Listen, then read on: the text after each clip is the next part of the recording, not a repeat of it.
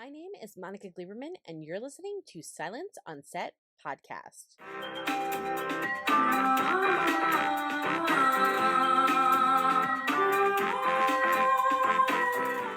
On today's podcast, we're talking to the cast of Pennyworth, which is the origin of Batman's butler, Alfred Pennyworth. The show is about a former British SAS soldier, Alfred Pennyworth, who forms a security company and goes to work with Bruce Wayne's billionaire father, Thomas, in 1960s London. So to talk about what fans can expect for its upcoming third season is Jack Bannon, who plays Alfred Pennyworth, and Ben Aldridge, who plays Thomas Wayne. So I wanted to ask you, both of you, from season one, we're kind of like introed into Alfred and Thomas. We're learning about them for the first time. I think the most that we've ever had, unless you've read the comics. So what was it like for you guys settling in? And then how have they evolved to now season 3? I mean, they've evolved a lot. It was, initially it was a daunting task, I think, to approach such well-known characters. Luckily, there was a lot of information in the script, and we kind of used that as our Bible and tried to block out any kind of other noise. But it's been a number of years now in our personal lives, and it's been 30 hours on TV, and it's evolved and it's become a real comic book show now. It kind of started off like a sort of Victorian Dickensian sort of London thing, and it's exploded into this kind of 70s colorful, sexy kind of psychedelic comic book show, which is it's been great to watch the evolution of it, I think. Yeah, I think like it's good to track the evolution of the characters as well, because I think what Bruno, our showrunner, was interested in doing was like looking at the DNA or the personality types that are part of or surround Batman, that become Bruce Wayne, obviously. So I think he's really tracked them really well. So, for example, obviously Thomas in season 1 is working for the CIA. He's a bit of a fish out of water. He's kind of put in various morally compromising positions. He's not quite sure what's right and what's wrong for quite a while. And I think season 2, that develops for him. He's given more responsibility. He's got the kind of power of making choices to save lives or destroy lives. And I think that kind of really torments him. And he wants to end all of his involvement with that association by the end of season 2. In season 3, sees him trying to be on the straight and narrow and becoming the kind of do-gooder family man that we know him as, the philanthropist from the comics. So there's like a real kind of evolution there from this fictional world that Bruno created pre-comics, which was, I think, like a bit of a relief for us, because being cast was very exciting, but we also had the pressure of like, oh, we're playing these iconic characters. People have an idea of what to expect, but kind of great. We're filling in the blanks. We're doing the history before we meet them in the comics, which in that way, Bruno had free reign. I suppose he knows where he's taking us and he has to get us to a certain point, but we have the kind of creative freedom of making it up, essentially, or Bruno makes it up and we kind of make it up a little bit along with him. But it's nice that it's got to where it's got to, and that we've done a 5-year time jump and the kind of show has evolved in the way it has. It's exciting. Well, let's talk really quickly about season 2 finale. I'm just going to run down through a couple of things that were like crazy in the finale. We find out that he's alive. We find out that Mr. Pennyworth is alive for most of it. We find out that he is alive and back and is talking to his wife. For those 2 things, what were they like for you when you guys read it? To hear like this crazy, and then there's a time jump, and then you have Thomas and Martha who has a baby, and it's a girl. So what was that like for you guys when you read the script? It was hilarious, because we obviously, in a perfect world, you get all the scripts before you start shooting, but we don't live in a perfect world. So we get scripts very late because Bruno doesn't do his homework. So we sort of reading them as we go along, but it's great because all the crew are reading them at the same time. So we're shooting, and then the new script will drop and everyone will be like, have you read it? Have you read it? And people will like scuttle off into their own corner and kind of read. And it just blew everybody's mind. I found it hilarious because James Purefoy, who plays Gully Troy, is a very suave gentleman in real life. Smooth. He's very smooth, and he signed on to this show to be this kind of suave army captain. And then suddenly they've got him in this suit with blue stuff shooting out of his hands, and he's painted blue, and it all really like went crazy. He's a smurf. But yeah. But he was a great sport and absolutely loved it. In the end, he was like a kid with an action man. He thought it was brilliant, but he couldn't sit down in the suit, and it was all very painful. So it's quite funny.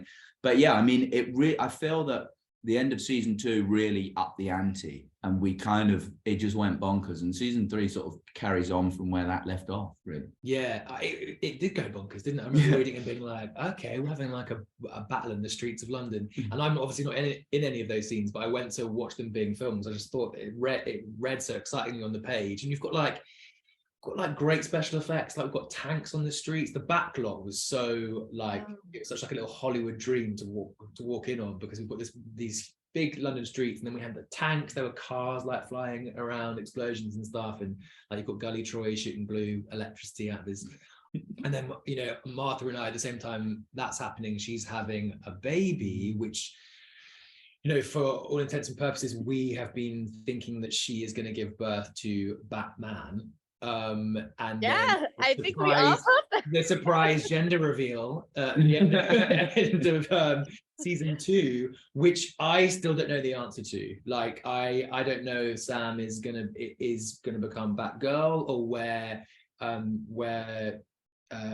Bruce has a female sibling in the canon. I don't know how it fits. Like and Bruno is keeping that very much under wraps. So really curious to see like how that evolves. Well, yeah, it was so much fun, and I would have probably come on set too, just to see like Gully kind of being used to try to end this war that was happening, and just like shooting things off. And it must have been crazy. It must have been so cool to see. Also, Emma and I shot that.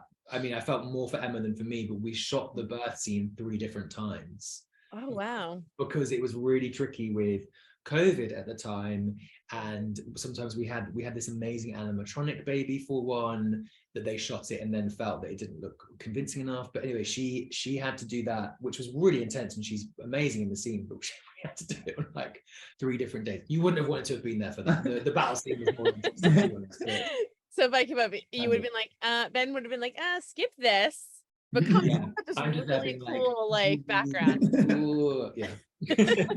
Well, I know that we can't talk too much about season 3, but I want to bring up a couple things in the trailer, which so everyone saw. I don't know how much you guys can talk about it, but obviously we have a new mind control drug issue that's taking place this season.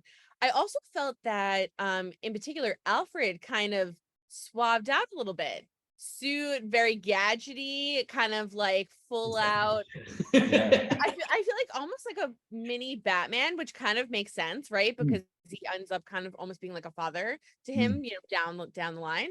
So I guess I'll start with you, Jack, about it. What was it like for you reading it? Because I do feel like there's a shift in him a little bit. And then we have this new issue now with this mind control drug. Yeah, I think because of the 5-year time jump, he's obviously older. The fashion in the 70s was amazing. So we're doing as it was in the 60s, but it was a whole new wardrobe for him, and finding his feet in that sense. And yeah, the lullaby state, the mind control drug, is very of the time. I think psychedelics in the 70s.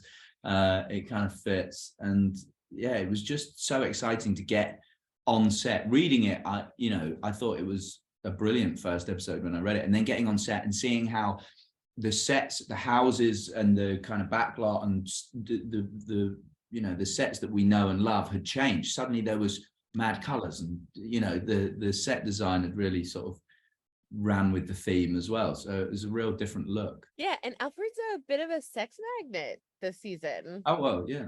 I agree. All right, Jack, obviously you're a sex magnet, but Alfred really is like stepping up, because we got to see him with a couple of people, in season 1 he kind of fell in love, but you see some love kind of happening in the trailer for season 3. So anything that you can talk about for that? I think he's always got stuff going on. He's got game. Yeah, I think so. And I think Sandra, him and Sandra aren't together anymore, but she's this massive pop star. So I think really deep down, he's just trying to cover for that. Really cool. When you break up with someone and they sort of become very successful. Yeah, you want to be like cooler. To me, but you know, I imagine it hurts. And you want to be like cooler and be like, yeah, I'm like cool. I'm like, yeah. No, I'm doing fine. I don't know. Yeah, I'm doing fine. I feel like he's kind of cooler in general anyway. Like he's a bit more cynical and a bit more like world weary. He seems like he's got all this action shit under his belt, and he's just like, yeah, he seems like very kind of a bit over it, like still doing it, like, you know, just like super cool. Whereas I don't know, Thomas is still a loser. No, Ben is a loser. No, I didn't say it. Yeah, Ben is still a sex magnet. He's just taken. There you go. Thank you, Monica. Thomas yes, you're welcome. Fishing for that. Yeah. So, Ben is still a sex magnet. It's just that Thomas is taken. So Thomas is taken, and he's also like, he's not as smooth. That's for sure. No, he's much more neurotic than Alfie. Yeah. Well, like for Thomas, like how does it for I should say Ben, for Thomas, how is it this season? Because he is taken, he has a baby. Yeah. But we have fast forwarded. So I was curious before we started. I was like, is he just gonna be this like family man and wear like slippers? And I'm not in like really sharp suits anymore. I'm in like cardigans. We did this one fitting where they brought out all these 70s cardigans and like slightly flared trousers. And I was like, no. I used to have these amazing like tailored incredible suits that I felt $1 million in, and these like expensive handmade coats and stuff. So I was like, what's gonna happen? But yeah, he is this family man. And with that comes responsibility, and he's kind of transitioned into be a pediatrician. So he's left the CIA kind of dark days behind. So he's on the straight and narrow, but not for long, because Patrick Wayne, his father, arrives and tries to embroil him back into kind of the dark side, basically. So he is once again, as always, in a battle with himself about his own moral conscience, and has some kind of pretty huge decisions to make to protect his family honor. But you know, he's definitely still a sex symbol. I knew we were gonna circle back because I was gonna interrupt and be like, yeah, with the clothing, he was probably like, oh my gosh, they're gonna make me so not sexy. Yes. Yeah, and they kind of like, they want my hair to be a bit bigger, and like I was a bit like, ooh. Anyway, you know, he still sees a bit of action, and like actually this not in that way. This year it's super dramatic for him. Like a lot of big dramatic things happen for him, so I think that's cool. I want to, I guess, ask, what are you excited for fans to see? Because like I said, we have like mind control drugs, new gadgets, we have this fast forward, we have like so many things. It literally opened the world up to anything that we could possibly see this season. So what are you most excited for fans to see, and what do you want to tease? I'm most excited because I can tease this, we go to Gotham. So like I think that's a pretty exciting thing for the fans. We use the sets that were from the Batman that were on our Batlot, which was like really, really exciting. So some of the scenes, I've watched the Batman recently, and some of the sets I've been on, and like you know, some pretty cool stuff happens in season 3 in Gotham. So yeah, I'm excited for that. Yeah, that was good. I think you summed it up. Gadgets. I think it's the 70s, the genesis of this superhero and supervillain stuff. People with enhancements, we're calling them. You know, they're not quite superheroes yet, but their arm is kind of the arm of a superhero. That mutant. Yeah, which will be quite exciting. And just Alfred looking cool again, you know? Yeah. Hope you guys enjoyed listening to Jack and Ben talk about their characters and what fans can expect for season 3 of Pennyworth. The show is currently available for streaming on both HBO Max and Epic, so make sure to check it out. Don't forget to hit the subscribe button so you're updated on all of our latest podcasts, and head over to our YouTube channel and hit subscribe so you're updated on all of our video content.